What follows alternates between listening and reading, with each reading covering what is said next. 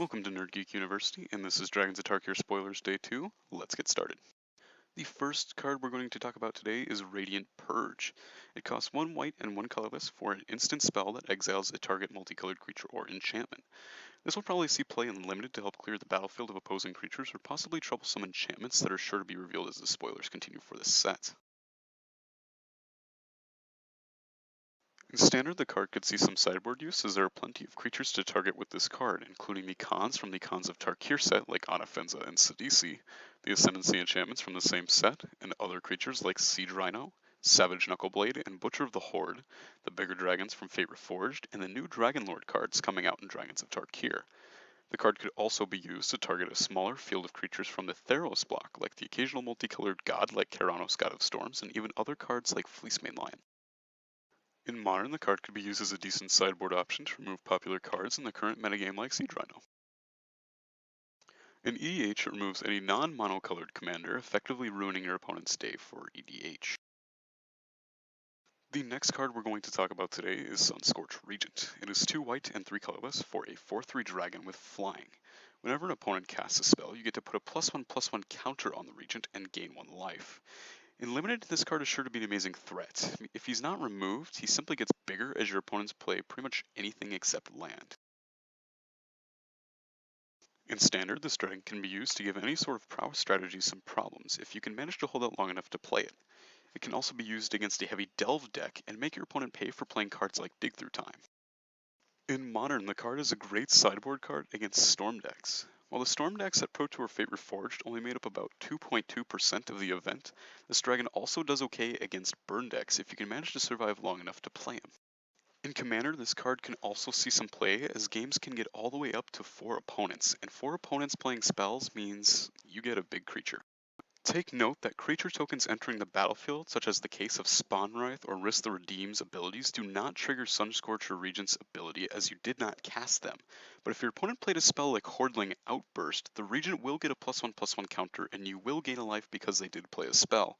But he will not get a counter for each token, and you won't gain life for the tokens, just for them playing Hordling Outburst. The next spoiler that has been revealed is Silumgar's Assassin. The card has a casting cost of 1 black and 1 colorless for a 2/1 creature.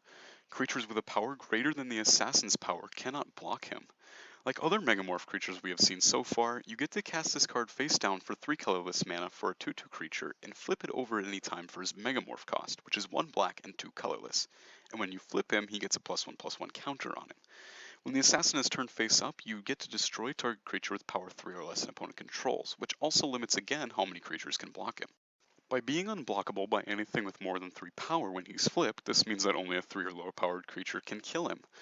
By killing a smaller creature right away when he flips, it eliminates the amount of creatures that can block him even further. In Limited, the card is sure to be decent, but not in the early game. In the early game, where smaller creatures are making up a good portion of your opponent's deck, there will be plenty of opposition from your opponent. This by no means, however, makes the card unusable.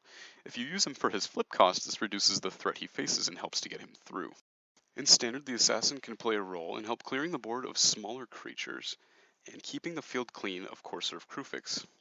He also makes an interesting card against Prowess-centered decks. Seeing as how Prowess makes the creatures bigger as you play spells, if your opponent were to block with, say, a Seeker of the Way and use 1 spell, they're probably using up a spell and using their Seeker of the Way to kill 1 creature you had. On the other hand, if they pump their Prowess creature beyond 3 and use too many spells, that creature is no longer a valid blocker and the Assassin goes through anyway. In Modern, the Assassin is a decent kill spell that can kill things like a Vendilion Click, or even mana rampers like Birds of Paradise or Noble Hierarch. The next card we're going to talk about is Thunderbreak Regent. The card is 2 red and 2 colorless for a 4/4 dragon with flying. The ability reads, whenever a dragon you control becomes a target of a spell or ability an opponent controls, Thunderbreak Regent deals 3 damage to that player. Much like Dragon Tempest, which was revealed on the first day of Dragons of Tarkir spoilers, this card is much better when paired with a decent number of dragons. Your opponent will have to consider playing spells to remove him or any other dragons he might be playing in Limited. So far in Standard, we haven't seen too many uses for this dragon yet, but since he's in a set named Dragons of Tarkir, he could easily become a very decent card. Couple him with burn spells like Lightning Strike and Magma Jet, and another dragon we love using in Standard like Stormbeth Dragon, and you're on your way to making a dragon burn deck. Again, in Modern we haven't seen many uses for this dragon, but new cards could be released in the future that help make this a good card. Pairing him with Slumbering Dragon in a dragon-themed deck could be a nice idea to make your opponent think out of the hard decision of attacking and removing your creatures. In EDH, this guy is begging to be played with Scion of the Ur-Dragon, or any sort of dragon-themed deck to help your creatures stick around a little bit longer. The next card we're talking about is Airy Bowmasters.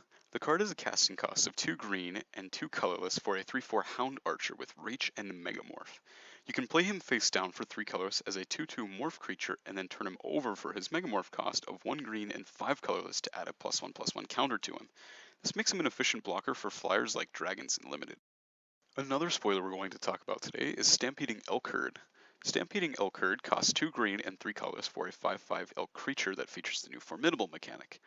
Whenever the Elk-Herd attacks, if the total power of all creatures you control is equal to at least 8, creatures you control gain trample until end of turn. In Limited, this is a great card, ensuring that you get even more points of trample damage with just a few creatures. The card can also be used in a budget deck that runs a fair amount of creatures and pump spells like Titanic Growth to make your creatures much more efficient tramplers. What do you guys think of the Dragons of Tarkir spoilers so far? Any cards you like yet? If you have any thoughts, leave them in the comments section below. Remember to subscribe, and we will see you next time for more spoilers.